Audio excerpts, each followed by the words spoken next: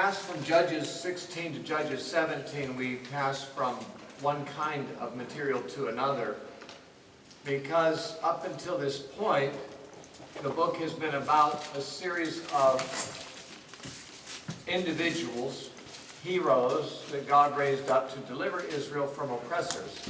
And although these heroes had feet of clay in many cases and their flaws, they were nonetheless successful to a large degree in freeing Israel from different nations that had come in and defeated them and oppressed them. Samson was not completely successful. It would appear that his ministry was cut short by his foolishness. The Bible always says that he began to deliver Israel from the Philistines. He didn't finish it. That was later finished by Samuel the prophet in 1 Samuel chapter 5. The Philistines after that no more came into Israel, except much later in David's time. Well, when we come to chapter 17, actually when we come to the last 5 chapters of the book, we come to what almost anyone would recognize as an appendix. It is not chronologically stories that follow after what we've read before. The judges we've read about seem to be more or less in chronological order. Whether some of them judged Israel simultaneously in different regions of the country or not has been disputed. No one knows for sure. But there is reason to believe that Eli, the priest, whom we meet in the beginning of the book of 1 Samuel, who is also called a judge and who has judged Israel 40 years, that he was judging during the same time as Samson, perhaps in a different part of the country. But the point is that individuals, more or less chronologically arranged, have been the focus until now. What we have in chapters 17 through 21 are 2 stories. One of them occupies 2 chapters, and the other occupies 3 chapters. They are not related to each other in all likelihood. Their characters do not overlap. They seem to be individual, standalone, isolated stories. Also, they do not belong to the later period of the Judges, which we might expect at this point, but because it's an appendix, it is material that happened earlier and is now being mentioned out of its chronological order. We know from things inside the story that they belong to the early period of the Judges.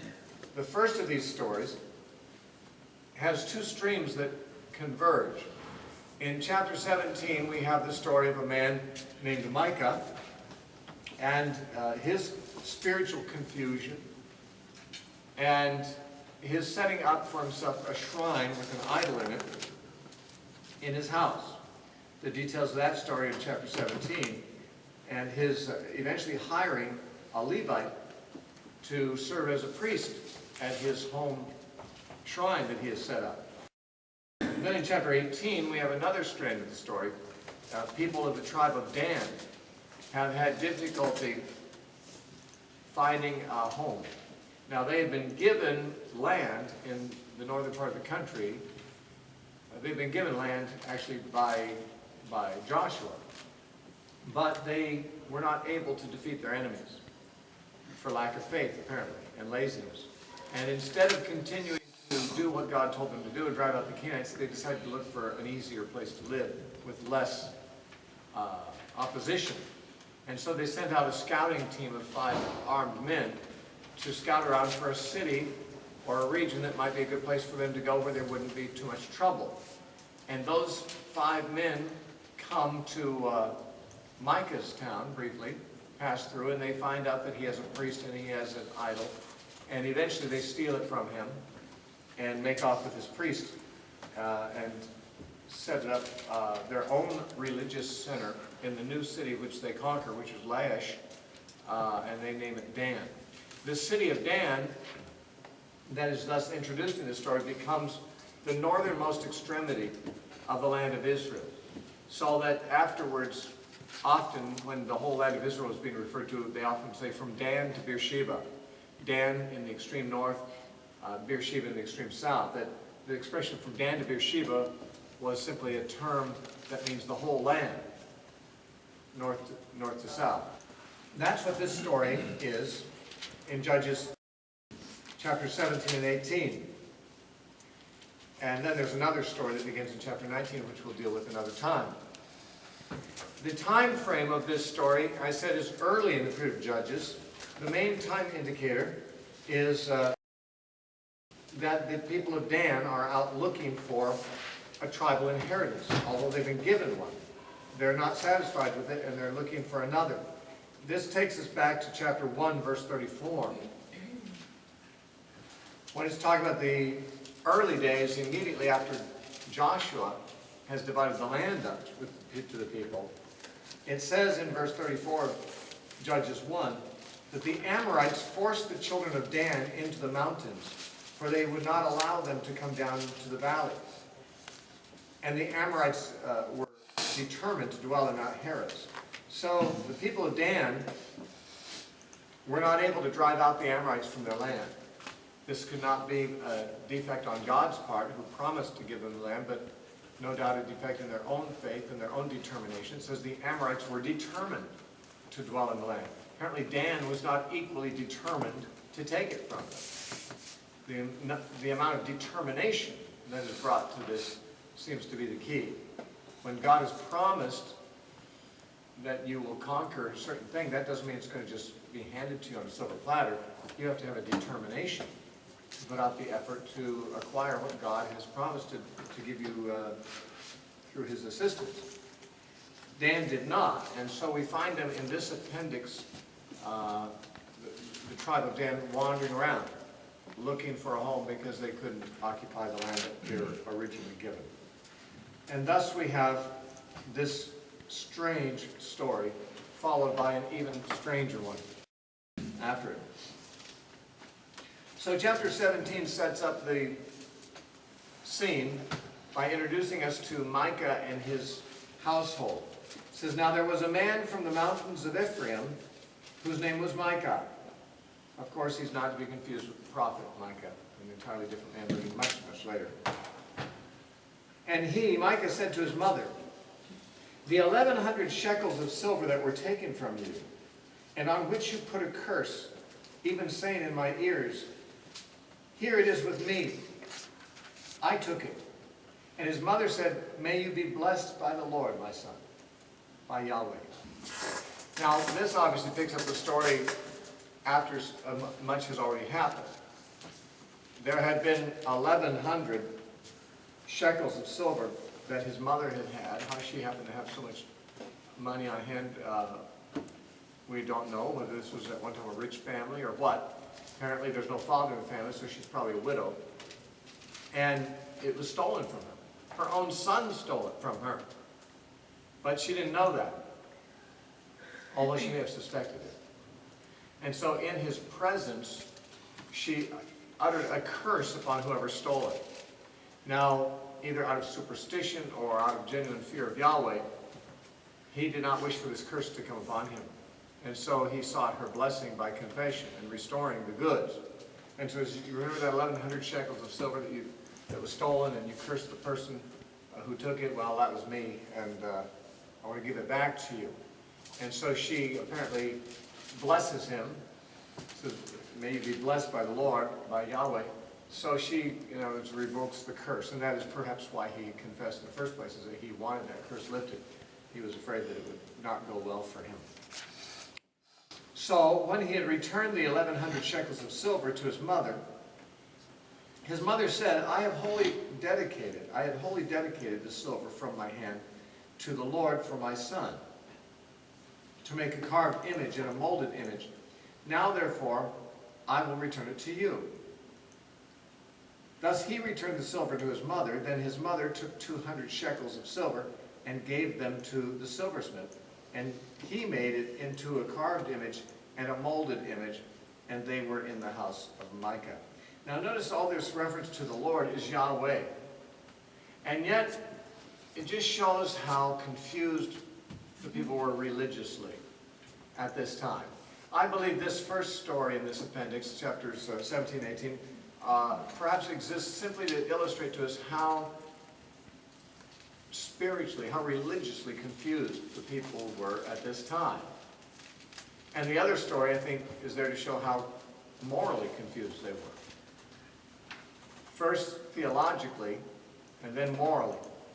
And one certainly follows the other quite naturally. Once your theology gets fouled up, then your morals are confused as well, because proper morals obviously grow out of a proper grasp of who God is. Now, they knew Yahweh by name, but they apparently were totally oblivious to the fact that he had said, "You shall not make any graven image or bow down and worship it." Now, it's not like they were doing this in defiance of him. It's not like they were making graven images of Baal or Moloch. They were doing this as an act of worship of Yahweh. And they seem almost naive about the matter.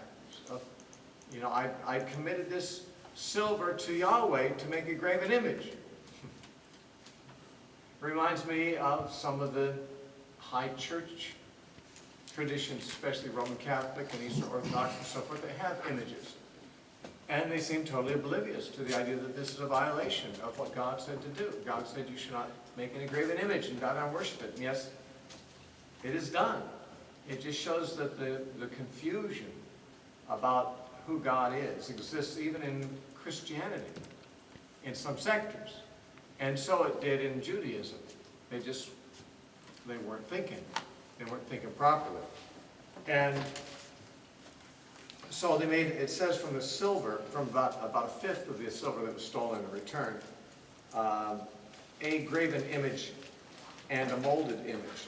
There was a carved image and a molded image. Now, whether this was one image that was carved and molded or two images has been disputed. It looks like it's two images of different kinds. A molded image would be one that is poured, you know, into a mold. It'd be probably of solid silver. It poured molten into a shape, a mold, and it would take that shape. That's a molded image. And the other would be a carved image, usually carved out of wood and then overlaid with gold. So different kinds of idols. Both probably were made here. And it says, and then the man Micah had a shrine and made an ephod and household idols. These household idols are the teraphim. We've encountered them in the story of Jacob and Laban and Rachel. Rachel having stolen her father's teraphim. Teraphim were like little statuettes. Archaeologists have found these little statuettes that could be easily carried. An idol might be a large thing in a home, a large piece of furniture, not easily moved, heavy. But teraphim were small statuettes and probably served more or less like good luck charms, superstitious means of seeking good fortune. And he made an ephod, which was, of course, the cape-like tunic that was made for the priests to wear.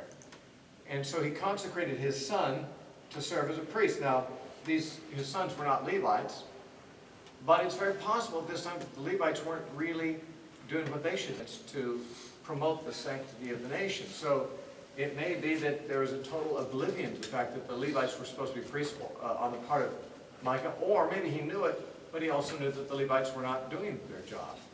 Maybe they'd left Shiloh and were seeking regular employment or something. It's hard to say.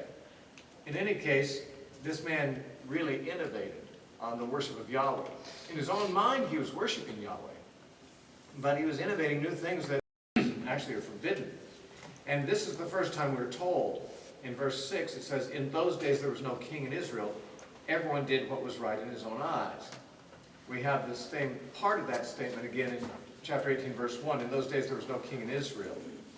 And again, in chapter 19, verse 1, it came to pass in those days when there was no king in Israel. And then the very last verse of the book, in chapter 21, we have the same statement that is found in chapter 17, verse 6. Now summarizing it. Chapter 21, 25, in those days there was no king in Israel. Everyone did what was right in his own eyes. So 4 times we're told there was no king in Israel.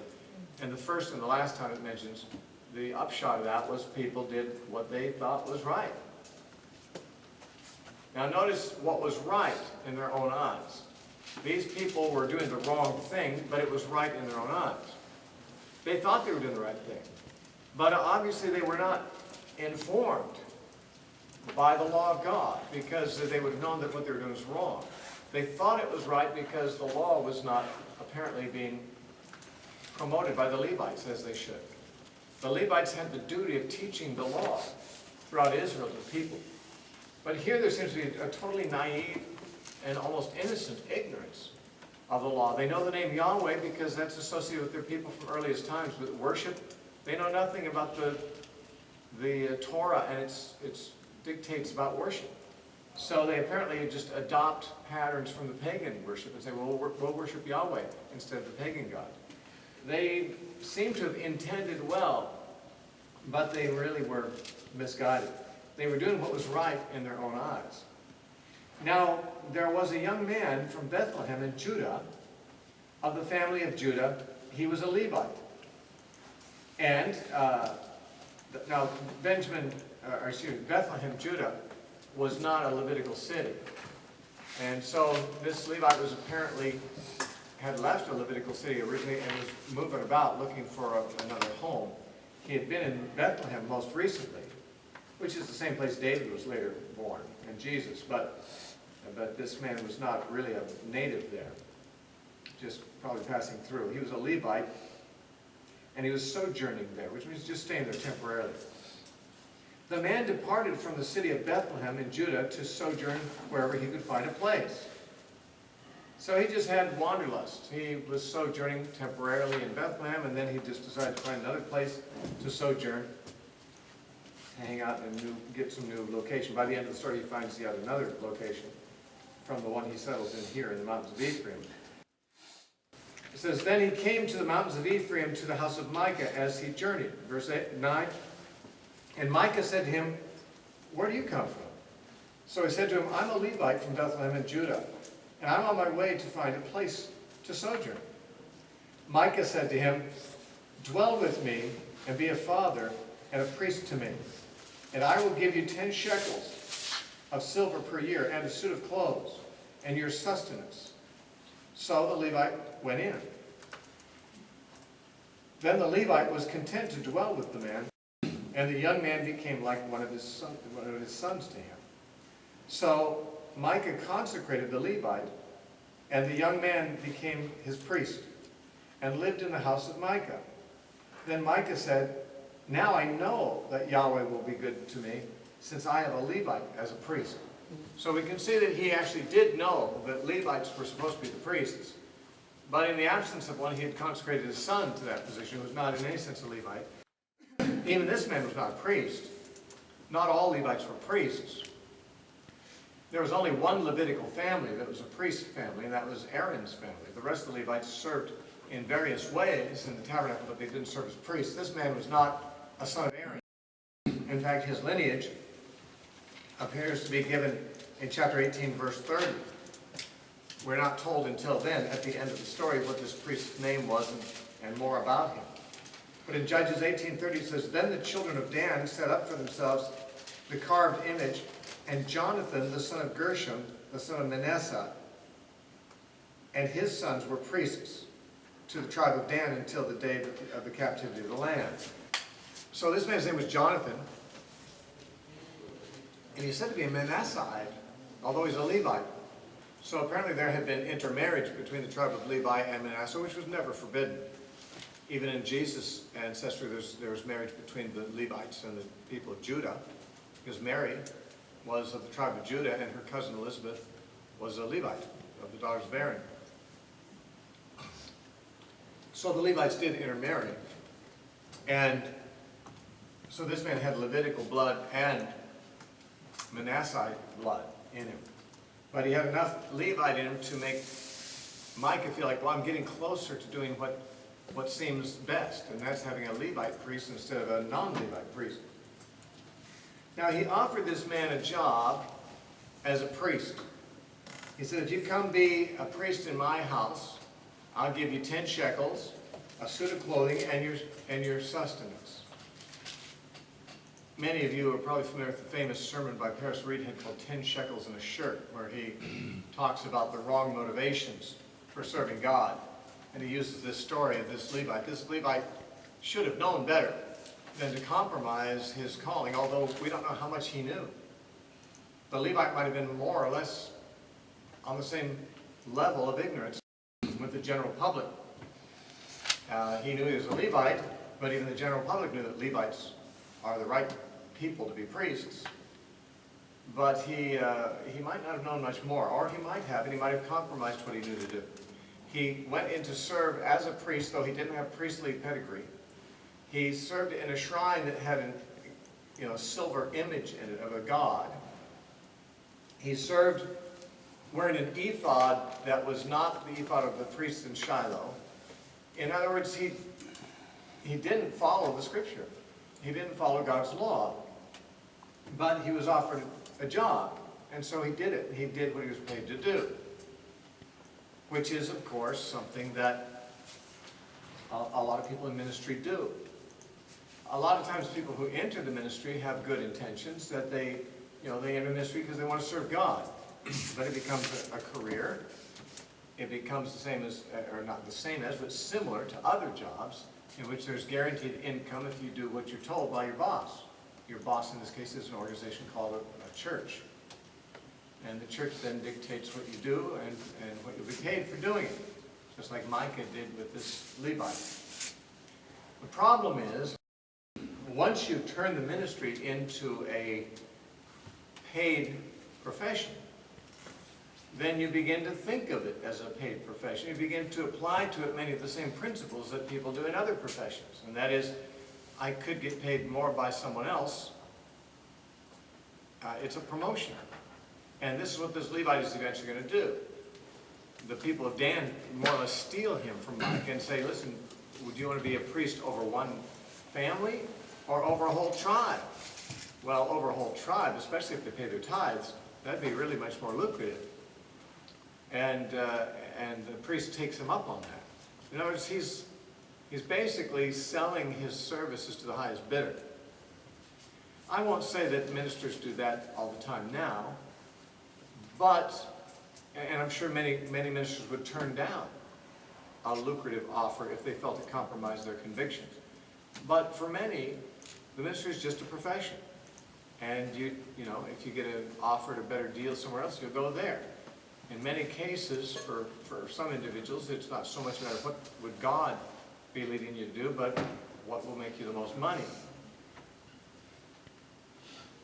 And in many cases, what you will teach or not teach is determined by the people who pay you.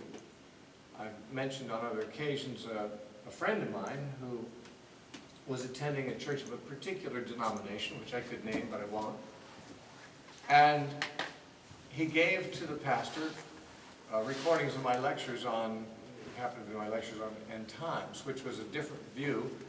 My lectures presented a different view than that denomination's official view. In fact, that particular denomination requires their ministers periodically to sign a statement. It's every couple of years or so, I think.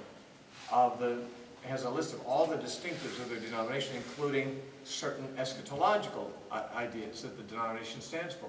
And to be a minister there, you have to sign on to this list every few years to reaffirm that you still stand in the distinctives of the denomination. Well, this minister was given my lectures and he listened to them. And my friend who gave him the lectures later was talking to him and said, well, what did you think about those lectures on the end times, on eschatology? And the minister said, well, they actually were, pretty persuasive. And it seems like they could be true, but he said, I would lose my position as pastor in this denomination if I believed that. So, in other words, that's the end of my interest in the subject. I don't want to consider something which might convince me to do something that would cause me to lose my job being the ministry, but that's where my paycheck comes from, that's where my mortgage is being paid out, that's how my children's Christian school is being paid for, that's where my groceries are coming from. I can't really let my inquiry into theology lead me anywhere other than where my denomination will permit me to go, because they're my employer. And I can't bear to lose my job over something like following truth, if that's what that is. So there is this financial motivation that gets a hold of the man in ministry once he allows it to. And the first step in allowing it to, I think, is probably when a person accepts a paid position in ministry. and begins to see it as a salaried job. I'm not saying that every man who takes that step will take the other steps. A man may take that step and remain really uncompromised and refuse other strictures or things that are put upon him for job security. And so I'm not saying that every minister who has a salary is compromised, but that's the first step in that direction. It may not itself represent a compromise of his convictions, but it puts him in a position to be pressured in ways that he would not be if he was not viewing his ministry as a job at all, and not motivated by a financial motive. This man was offered a change of clothes and 10 shekels a year, and his food, probably a place to live too, and he got to serve full-time in the ministry for this one man who was doing all these things wrong. The Levite may have known more than Micah. We don't know. The Levites at least did, or should have had the law. They were supposed to be teaching the law to the other tribes of Israel. So this man may have been acquainted with the law, and if he did, then he would know every day that what he's doing in the house of Micah is a violation of what Moses said should be done in the worship of God. But he could just put that out of his head if he knew such things. He could just put it out of his head, realizing this is the side of the bread the butter is on. You know, doing it this way is the way that I'm getting paid to do it. And men who sell themselves into ministry must be careful to not let the deceptiveness of riches or money allow them to compromise. The irony is that most ministries don't pay really that well anyway. It's not so much the deceptiveness of riches, it's more or less the deceptiveness of just basic sustenance and security. But even that has led men to make compromises in their ministry that they would have known better than to do, but they kind of turn a blind eye to it because that's just where their money's coming from. Chapter 18 continues the story, but from another angle. Now we have the Danites and their issues. In those days there was no king in Israel. And in those days the tribe of Dan, the Danites, was seeking an inheritance for itself to dwell in. For until that day their whole inheritance among the tribes of Israel had not yet fallen to them. So the children of Dan sent 5 men of their family from the territory, men of valor from Zorah and Eshtaol, which are the areas, that's where Samson was buried, between those two areas, to spy out the land and to search it. Remember, Samson was of the tribe of Dan also. That's the Danite territory. To spy out the land and search it. They said to them, "Go search the land." So they went to the mountains of Ephraim, to the house of Micah, and lodged there. So in their traveling throughout the land, looking for an opportune place to relocate their whole tribe, they stayed in the house of Micah, which may have been serving as something of a lodge. He may have made his shrine sort of a community worship center, and also took in a little extra money by taking in travelers. And so these men stayed in his house. And while they were at the house of Micah, they recognized the voice of the young Levite. Now, does that mean that they had encountered him elsewhere and knew him? He was from Bethlehem, not from Dan, so I don't know that they would have ever met him before.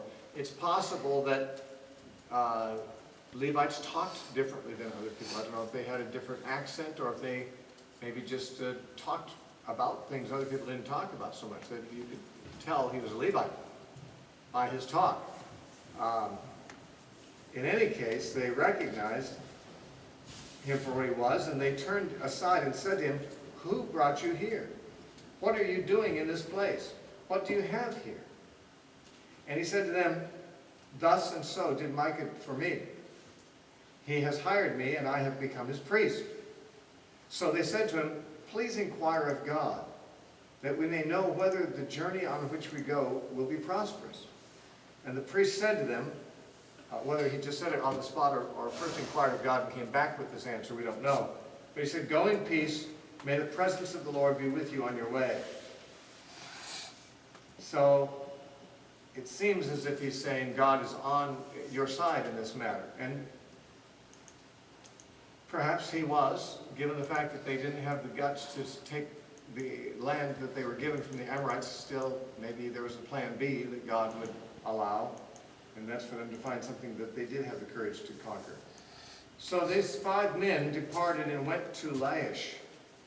They saw the people who were there, how they dwelt safely in the manner of the Sidonians, quiet and secure. There were no rulers in the land who might put them to shame for anything. They were far from the Sidonians, and they had no ties with anyone.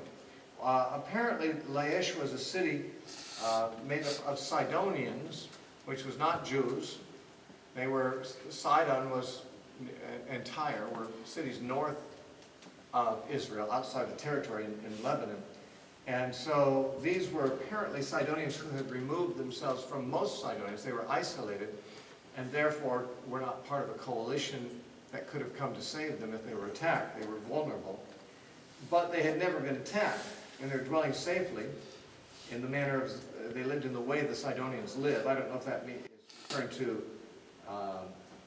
Sidonians generally felt secure and were never molested by other people, or if there was more of a peculiar lifestyle the Sidonians they were living as, but living without interference from outsiders.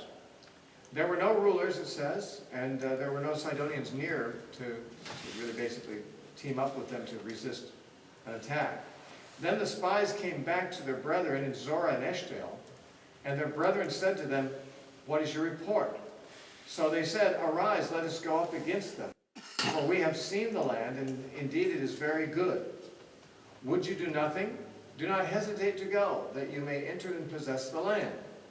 When you go, you will come to a secure people and a large land, for God has given it into your hands, a place where there is no lack of anything that is on earth." So they apparently have good internet there, and maybe a major international airport, because they didn't lack anything that's on earth. It's interesting how little they had to have in order to not lack anything that's on earth in those days. Probably buildings, crops, some form of government. All that was available on the earth was these things. There just wasn't much. It's amazing how much we take for granted, needing conveniences and things like that to consider ourselves comfortable and have all that a place should provide. But there wasn't much. But they had all they needed. Now, these were secure people that were going to be attacked, by hostile Danites, unprovoked. However, this was seen as a continuation of the conquest of the land that Joshua had urged the people to do. It just happened to be not the portion of the land that Dan was given, but nonetheless, the Sidonians were in Palestine, and therefore, in a sense, were fair game to be driven out. And 600 men of the family of the Danites went from there, from Zorah and Eshtaol, armed with weapons of war. Then they went up and encamped in Kirjath-jearim in Judah. Therefore, they call that place Mahanadan to this day. There it is, west of Kirjath-jearim. And they passed from there to the mountains of Ephraim and came to the house of Micah.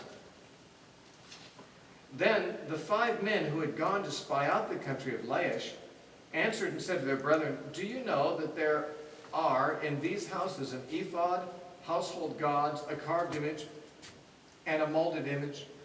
Now therefore, consider what you should do."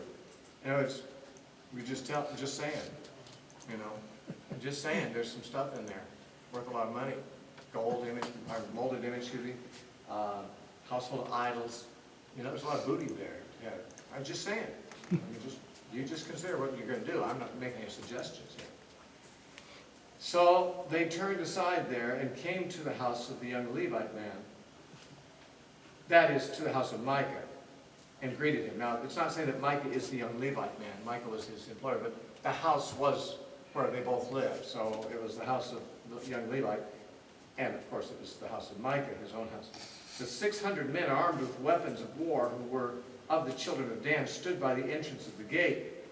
Then the 5 men who had gone to spy out the land went up, and entering there they took the carved images, the ephod, the household idols, and the molded image. The priest stood at the entrance of the gate with the 600 men who were armed with weapons of war. When these went into Micah's house and took the graven image, the ephod, the household idols, and the molded image, the priest said to them, "What are you doing?" And they said to him, "Be quiet. Put your hand over your mouth and come with us. Be a father and a priest to us. Is it better for you to be a priest to the household of one man, or that you be a priest to a tribe and a family in Israel?" So the priest's heart was glad. He was kind of forced to go with them. It's sort of kidnapped, but he was happily kidnapped. He was glad to go with them because they were offering him definitely a much better deal. More prestigious, probably more money in the long run. So the priest's heart was glad, and he took the ephod and the household idols, which were not his. He's stealing from his master. He didn't own them. And the carved image, and he took his place among the people. Then they turned and departed and put the little ones, the livestock and the goods in front of them. Now, the little ones, livestock and goods, must mean the tribe of Dan, the 600 men were the whole tribe, and they had their families with them. So there weren't many Danites at this point.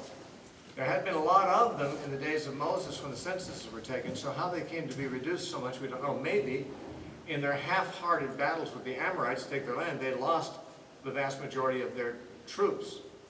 Because they hadn't been determined enough and had not trusted God, they actually may have lost a lot of the people. But they had their cattle with them. This is not just a war expedition alone. It's a whole clan moving from one territory to another with their families and livestock. When they went a good way from the house of Micah, the men who were in the houses near Micah's house gathered together and overtook the children of Dan. Then as Micah, outraged that he was being ripped off by these marauders, gathered his neighbors around to come out and to make a show of resistance to these armed men. And they called out to the children of Dan. So they turned around and said to Micah, "What ails you that you have gathered such a company?" So he said, "You have taken away my gods, which I made, and the priest, and you have gone away. Now what more do I have? How can you say to me, 'What ails you?'" It's really a bummer when you've got gods that can be taken away from you by someone else. I mean, you can lose God like Samson did, but no one can take him from you. No one can separate us from the love of Christ. But anyone could come and take a false god away, since that god is represented by an object that just a more powerful man could rip you off of. Since you took my gods away from me, what am I going to do for religion? What am I going to do for my faith? And the children of Dan said to him, "Do not let your voice be heard among us, lest angry men fall upon you, and you lose your life and the lives of your household." Then the children of Dan went their way, and when Micah saw that they were too strong for him, he turned and went back to his house. And so, finally, they took the things Micah had made, and the priest who had belonged to him, and went to Laish, a people who were quiet and secure. And they struck them with the edge of the sword and burned their city with fire. There was no deliverer, because it was far from Sidon, and they had no ties with anyone. It was in the valley that belongs to Beth Rehob. So they built the city and dwelt there. And they called the name of their city Dan, after the name of Dan their father, that is the patriarch, who was born of Israel. However, the name of the city formerly was Laish. Then the children of Dan set up for themselves the carved image, and Jonathan the son of Gershom, the son of Manasseh, and his sons were priests to the tribe of Dan until the day of the captivity of the land.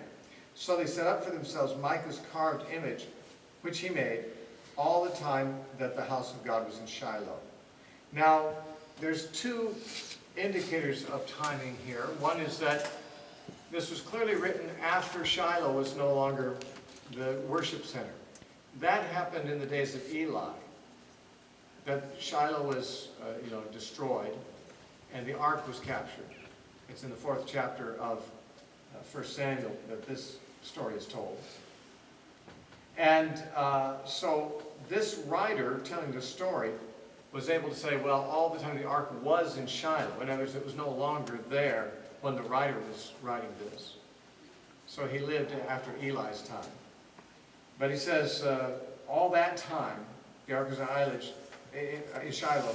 Micah's carved image was worshipped in Dan. So the contrast is made. The ark of God, the ordained worship of God, was in Shiloh. And all the while that the Danites were worshiping this image with the false priest, they were rejecting the true worship of God, which was still available in Shiloh. The ark was still there. So it means there was really no excuse for this worship to exist when Shiloh was not yet destroyed. The ark was not yet captured. It was just a rejection of Shiloh and of the ark, and therefore of the true worship of God. Now, there's this other thing that says that this priest, in verse 30, his name was Jonathan, and it says he and his sons were priests to the tribe of Dan until the day of the captivity of the land. The captivity of the land is most naturally thought of as the time when the Assyrians came in 722 BC. However, it is not likely that this book of Judges was written quite so late. That would mean that this comment, if it's referring to that, must be written after 722 BC, when in fact it's almost certainly written before 1000 BC. So the captivity of the land would have been like 300 years after the probable time of this writing.